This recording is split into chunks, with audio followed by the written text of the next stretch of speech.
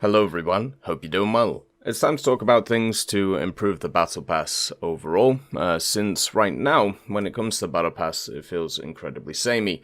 The themes are the only thing that are massively different between them. The vehicles themselves even are following a similar pattern, just for different nations. So what we're going to do in this video is talk about some changes that I would make, and also some things I'd bring back, some things I would add compared to, some of the mechanics that we've seen, and just have a little bit of fun with it, really. Kind of as simple as that.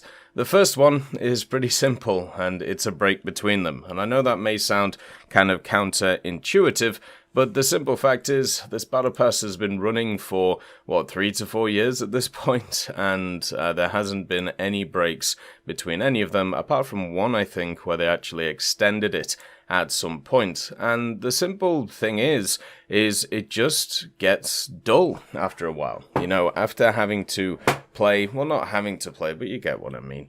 After having this on-running thing over and over and over again, what ends up happening is you end up in monotony. You realize that a lot of the challenges are the same. You realize the playstyles that you use to get the specials and the dailies done are pretty much the same, and everything just feels like the same as you go forward. And that just sucks at the end of the day.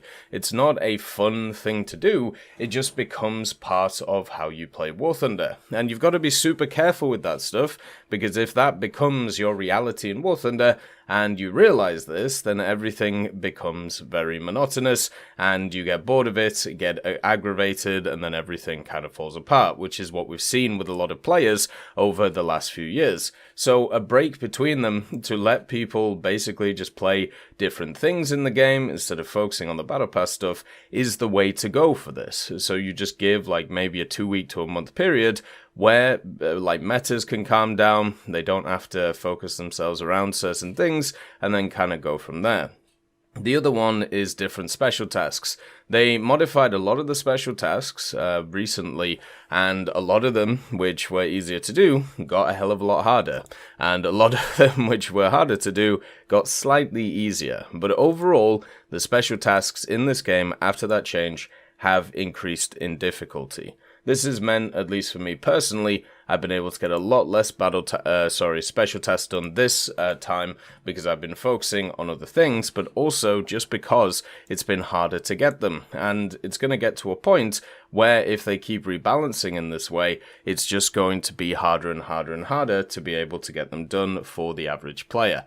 So, what this means, at least to me, is try and open up different parts of the game that we've seen before, even more specialized challenges that you can see, give more options for people to click. Instead of just offering one special task every time, maybe you could offer two. One is more general and one is more specialized. So, for example, for ground, you could have one which is we're going to have this many critical hits, and then at the same time, it could offer one where it's get 20 kills with an SBAA, or get 20 kills with a light tank instead of just intelligences. Maybe for aircraft, it could be, okay, you can either get 30 kills with a fighter like you have, or 30 crits, and then you could also get 4 or 5 kills with guided bombs.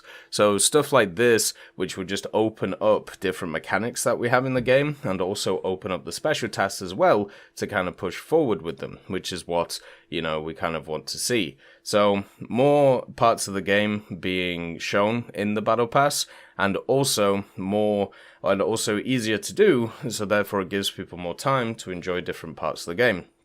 The other one is just more items in the Warbond shop, and, we'll talk about this kind of going forward. The main one right now is, even though we've had increases in levels in the game, like ranks, rank 7, rank 8, what has happened is the actual machines that are offered in the Battle Pass haven't really changed.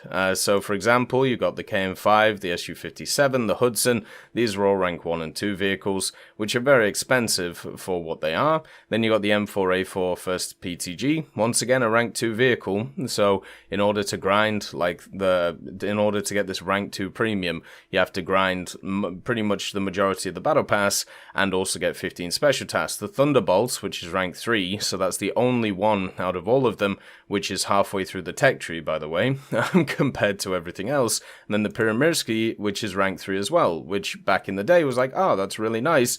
You know, if there's like only 5 ranks in aviation, or even 6 ranks in aviation, but there's now 8 ranks in aviation. So the idea that a rank 4 premium, which actually would be the center of the tech tree for something like aviation, is, you know, out of the mix, is a little bit silly. You have to grind so many war bonds and do so many special tasks to be able to get access to these things, and they're only rank 2 and 3 premiums. And I understand, you know, people are going to say, well, it's free, you know, it's the whole like grind to or pay thing, and that's completely fine.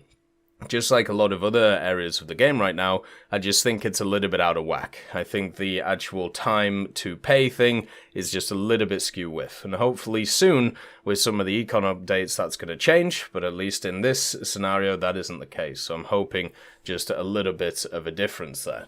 Then you have higher cost awards that you can't just, you know, that you can choose not to RNG is probably the best way of putting it. So in the Battle Pass, one of the things they added, which was actually really good, was the random talismans. It's nice to have them, you know, it's a little bit of kind of gacha gaming, and also it can help you grind. I actually got some pretty good ones this time with the highest ones, the good old rank 5 ones. I got the M47 for Japan, and also the Vampire for Finland, which are pretty good ones. I've also got some absolutely horrific ones. I think I got the Striker at one point, or the Swingfire, and yeah, can't be great.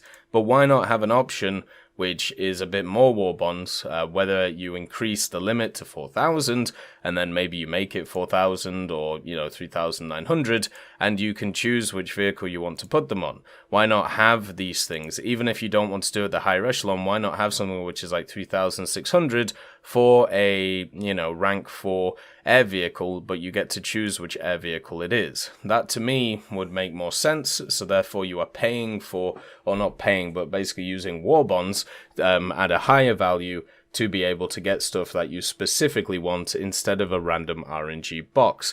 And I'm very much vehemently against the RNG nature of a lot of these things right now, because I'm seeing it creeping into pretty much every area of the game. The amount of randomness when it comes to items that you receive has massively increased, and I want that to kind of decrease, and this would be one of those ways to decrease. You could do this with pretty much all of the boxes as well.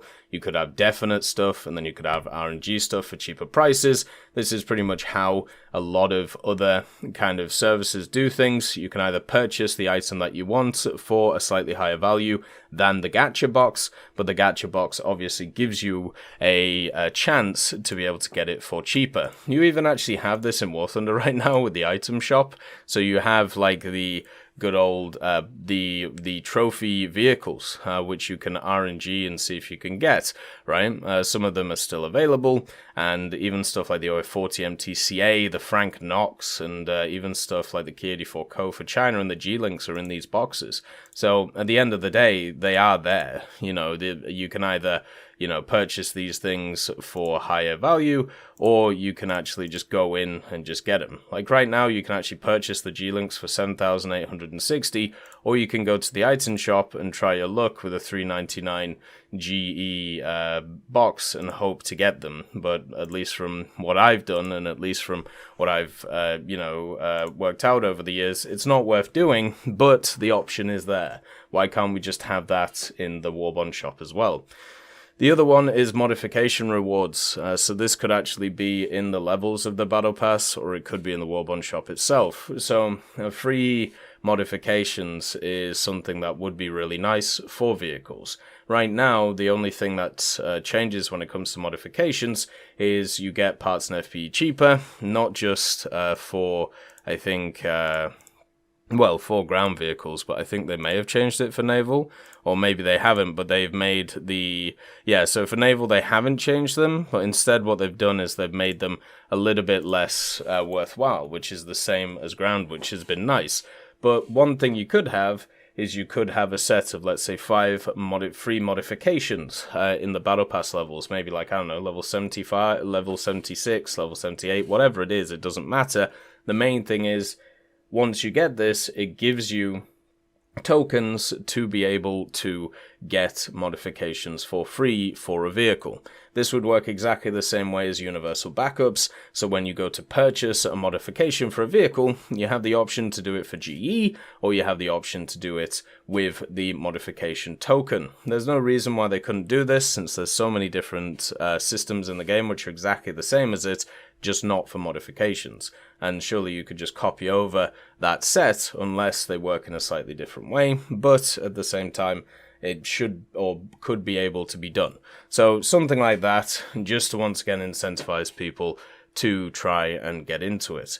The other one would be on a similar idea, where you could get awards in the Battle Pass, where you can use some of your Convertible RP for free. So there's been a lot of talk about Convertible RP recently, because it's one of those parts of the games that isn't changing. Also, a lot of veteran players right now have a lot of Convertible RP, and it's just kind of sat there doing nothing, and it's also one of the oldest systems in the game, so therefore people are thinking about ways of changing it. I personally made a few videos on how to switch it up, which I think would be nice, but right now I'm sat on nearly 190 million Convertible RP, and it just sits there because I don't use it to GE vehicles. So, in my opinion, for these setups, one of the things that you could do is you could have something in the Battle Pass which is a level which basically says you can use 30,000 Convertible RP for free, or 50,000, or whatever it is. You know, the number doesn't matter, just the general idea. So the idea is, once you unlock that level, you get a token, and that token says use X amount of Convertible RP for free. So then when you go to a vehicle and you click, you know, the boost research button, you can then click the amount that you want to increase it by, and then you can hit once again a button which says do it for free. Or it could just add it to the pool that you have, so therefore you drag it to that level, and no matter, as long as you stay under that level, you would get it for free. This could be a timed thing. It doesn't have to be something which is, you know, there the whole time, because there's no real reason why people wouldn't want to use it straight away, unless they were saving it for newer vehicles. But once again, just time it if that's a bit of an issue. And it would mean that people would want to get to those levels, because one of the major issues that I see constantly that people bring up is the overall grind of the game. So something like this would reduce it, not in a huge way, but in a little way to make people happy. The next one is make the camouflage box available for every Warbond shop. We only have one Warbond shop every 3 months now. What used to be the case is you could actually get a Warbond shop every month, and if you grinded out like the 30 special tasks for the month, you could actually get yourself some pretty cool prizes. It was a lot harder to do, but there was more on offer, and obviously if you did each one for every month, you got quite a lot of stuff, which was quite nice. The issue now is, even on the battle passes that we have, since they are rotating every 3 months, there's a lot of stuff that we miss because it goes out of rotation every 3 months. And one of them is the camouflage box. There's a few other boxes as well. And the question is, why? Why should stuff like this only be available twice a year, since battle passes are now 3 months long? This is egregious. There's no reason for this, apart from trying to get people to G these things instead of grind them out. In my opinion, they should be in every Warbond shop, even if it is for every 3 months. There's a lot of other ways to change the Warbond shop, which I've thought about, like, you know, bringing it back on more of a monthly basis, but, you know, we'll go into those ideas later. On another setup, the same idea is bring back the vehicle trophy boxes. So a lot of things from the market they've actually brought back in RNG loot boxes. A lot of the vehicles, a lot of the decals, a lot of the decorators, all that stuff has been, you know, sat around, and they've brought back in SL loot boxes, which is completely fine, you know, if they want to do it. I personally wish there was more direct ways of being able to sort them out, but one of them was the battle trophies. So there was 4 separate battle trophies. They all held different vehicles. I have one of the battle trophy 4s. I basically used them to trade on the market to be able to complete collections over time, to try and get everything done over the years of playing War Thunder. But the thing is, it would be really nice at some point to bring those guys back. A lot of them haven't been seen for 3 to 4 to 5 years now, and they're just sat on the Gaijin market, increasing in cost. And I don't know if anybody's still buying them. I suppose if people are still buying them, there's an incentive for Gaijin to keep them away. But once, I suppose, that dies down because the price gets too high, then maybe they'll bring them back. And I hope they do, because it's just another way that people can get access to older content if they weren't here previously. And that's one of the things, isn't it? It's a simple fact that right now there is 2 or maybe 3 things that are stuck in my head when it comes to War Thunder. The first one is the stock to spaded stuff. That's being made better, which is fantastic. And the second one is the fact that newer players do not get access to the same perks and benefits as older players in terms of vehicles. And it isn't the simple fact that, oh, well, they just, they haven't ground out enough to be able to get these vehicles. It is they literally cannot get access to them. And that sucks, and I want to try and fix that. So that is a way to do it. The other way to do it is another thing I brought up in the past, which is like a blueprint system. So the idea is in the war bond, there is a blueprint, which is there every war bond shop. You put in an amount of war bonds for the blueprint. It unlocks a set of challenges, which if you complete, then you get a vehicle. These vehicles can be vehicles that were removed. They don't have to be unique vehicles, unique for that. It would be much better if they were old event vehicles, and then if people already had them, you could get the coupons for them, and you could sell them if you wanted to on the market. Or if older players don't have access to it, then they can keep the vehicle, right? That's it. I think that would be really fun and enjoyable for the vast majority of people. One of the other things that I would also like to see is not just being old event vehicles, but also vehicles which were removed from the game, because once again, there's just a lot of people who don't have access to them, and that just sucks, and I don't think that should be the case. Obviously, these vehicles work because they are, on people's accounts. Most of them are on my account, for example, so it's not as if they haven't been updated to the point of them working. They still work, even like the older ones, such as like the Italian vehicles in the German tech tree. Why can't those things be available for more people? And it should just be better. I don't like this exclusivity thing based on age. I think it's a really bad idea, and it's something we see in all aspects of life right now, where it's just like, sorry, you were born at the wrong time, so you don't get access to this stuff. And it's like, oh, grand, like, wonderful. Or, you didn't start playing this game at this time, so you don't get access to this. Oh, well, great. I suppose I should just, just walk off then. It's just not good, and it's just very negative for the overall set of players. The other one is randomized challenges. So this was actually brought up by SK. And he was talking about we were talking about the issue where when it comes to challenges in the Battle Pass, and even we were actually looking at the Atomic Thunder event, one of the problems is if everybody gets access to these challenges at the same time, which does happen, what will end up happening with the system is you'll end up in a situation where because everybody's trying to do the same thing at the same time, you have these weird scenarios. So, for example, in the Atomic Thunder event, you had to get a certain amount of repairs or a certain amount of firefighting, challenges or, awards in the battle. So a ton of people started just spamming out the repair Pachella, which is completely fine. But it meant that there wasn't a lot of people actually fighting, the gameplay really slowed down, and because everybody was trying to do it at the same time, it was actually harder to do, so it made more sense to wait a little bit to be able to get this done.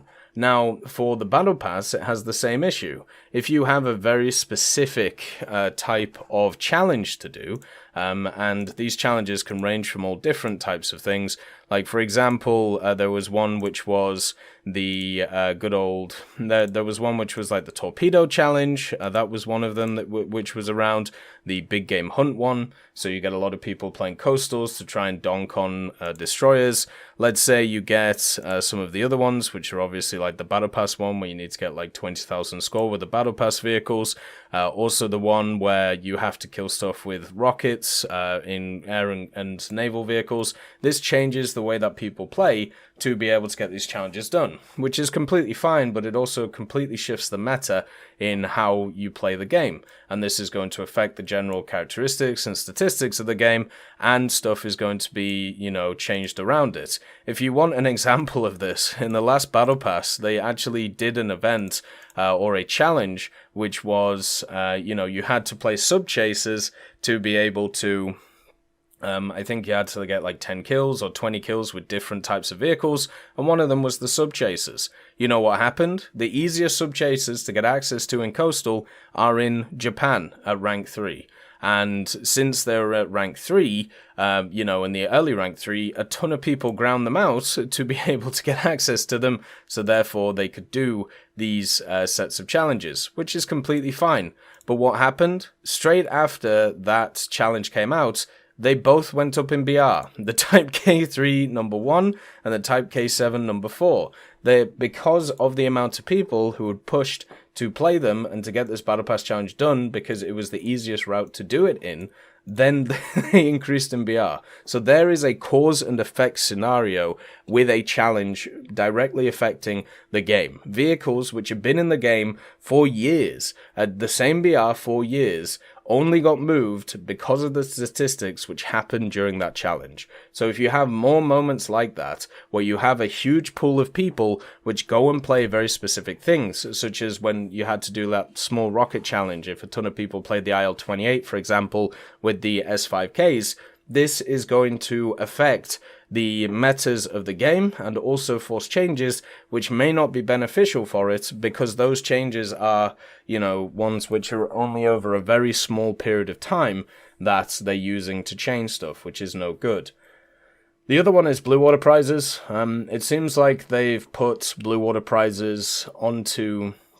it looks like they're using Blue Water prizes for like the summer events and the winter events and the Build-A-Bear events, where for me, I would much prefer if it was a little bit more mixed. Like a lot of the Battle Pass prizes have been coastal vehicles, which I'm completely fine with because they're generally good. I just would like to see some coastal vehicles in the major events and then some Blue Water vehicles in the Battle Pass events. We have had Blue Water Battle Pass vehicles in the past, and it would just be nice to see more, instead of the situation we have now where there's no crossover. And then the last one, which I think would actually be really cool, since we've just had a big update to it, would be voice lines. Voice lines is something which we've seen have a massive improvement over the last, 6 months at this point, with the naval voice lines being added, with the ground voice lines being added, and with the extra information that we get from them. This is really good. I'm very happy that they've added them. I think they're really good, really fun, and really enjoyable. And to see them actually get added upon, so maybe in the Battle Pass you get one voice line from whoever it is, whether it's like a celebrity person or whether it's just, something in the theme of the Battle Pass. Like, for example, if you have Her Majesty's Hussar, which is the current Battle Pass which is running right now, which there isn't a lot of days left, by the way. Like, there's only 2 days left, so if you want to get to levels, make sure to get them.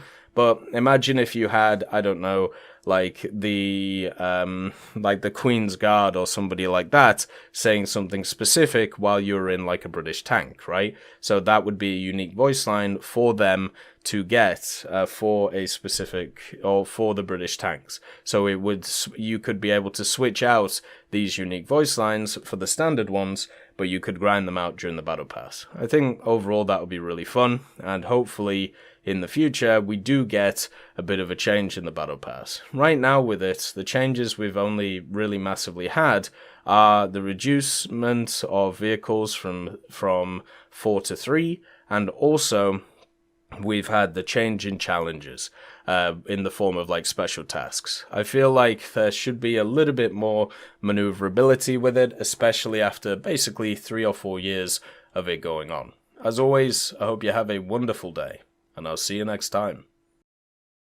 I'd just like to thank Millie Draper, Juan the Panda, Nick R. Cupila, Carrion Crow, Gus Irenicus, Pyman, Merciless Reaper, Orange Tail, Teddy, Daniel Stanton, Moxie B. Young, Peter Grayling, Jerry Provolt, Bareen, Alan Hacker, Sem Arslan, Uncle Bean, Derek R., and Lafouche for supporting the channel.